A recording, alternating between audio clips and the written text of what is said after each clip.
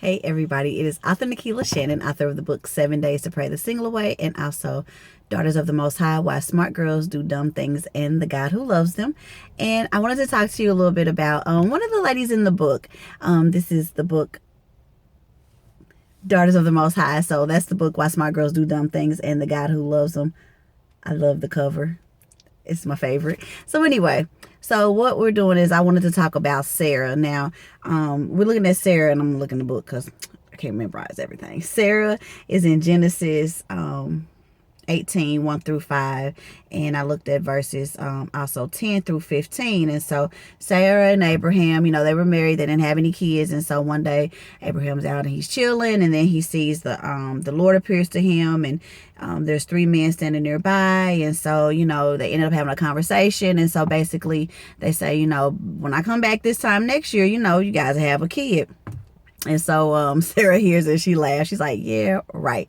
And so because she's old, and she's like, yeah, why you gonna wait till I get old to want to bless me type deal. And so, so her and God, they have this exchange or whatever about her laughing and the reason why she laughed and all of those things. But it made me think of, here she had a direct word from the Lord. When I come back this time next year, you are going to have a baby.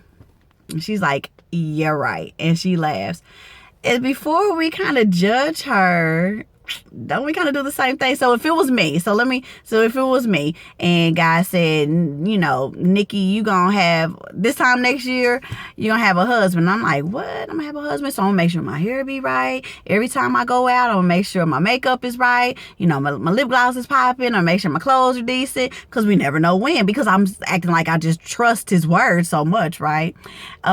Or if I was married and he was like, by this time next year, you're gonna have a baby, me and my husband, you ain't gonna be able to call our house and catch us, because every chance I get, I'm like, hey, we gotta go hit it. You know what I'm saying? We don't know what day, and we better hurry up, because it takes at least 9 months for the baby to come out. So I'm gonna be trying to find every way and every opportunity, like, babe, we got like 3 minutes before this pot of water boil. You know what I mean? What's up? Because I want to, because God said it. And so if it was me and I was Sarah and I was receiving this message, then I would say, oh my gosh, let me go ahead and get to doing what I need to do. And so it's easy to judge Sarah and say, we get a word from God, and then that's what we do. And because we want to feel like we want to do our part, I don't want there to be any reason. But how often does God give us a word? How often does he tell us something? How often does he reveal something to us? And we're so busy looking around and we laugh about it like, yeah, right. You didn't know how old I was? I think I want you to go back to school. Yeah, right. You don't know that I haven't been to school in 15 years.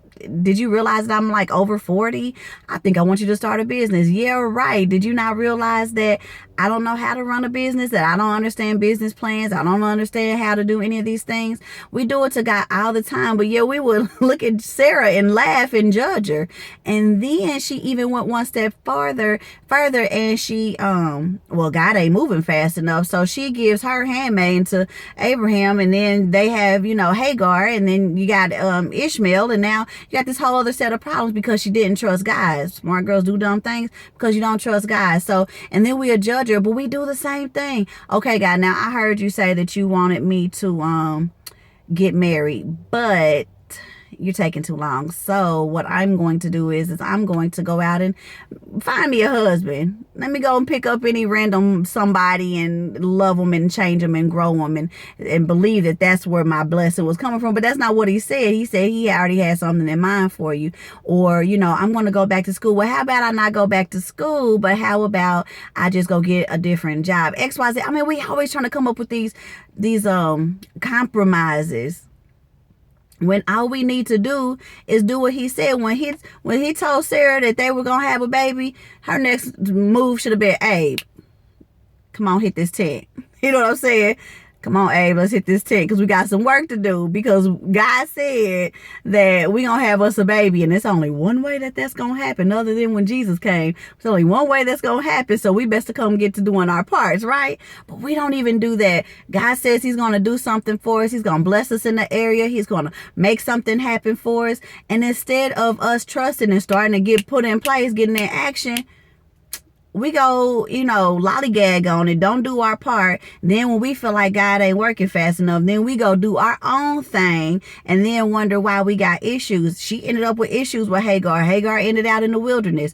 Hagar is who my ministry is built off of. I have a secret place, a special place in my heart for. She's the first single mother of the Bible. Why? Because she got caught up in some foolishness of somebody else's foolishness. And so if Sarah had just trusted God, she wouldn't have brought Hagar into the foolishness. Now Hagar ain't got this baby out in the wilderness. And then, Abram had problems built off of it. All of these little issues because she just didn't trust God. And she didn't go by the word that he said. So, boom. What am I trying to say to you? I'm trying to say, what is God telling you? What did he say that he's going to do for you? He told me he had a husband for me. Okay. So I can't keep hanging out with people who I know are a waste of my time, who I know don't love me or don't care for me or don't whatever. Or I can't keep just being out being thoughtastic. I'm not thoughtastic. You don't know what that means, ask your kids.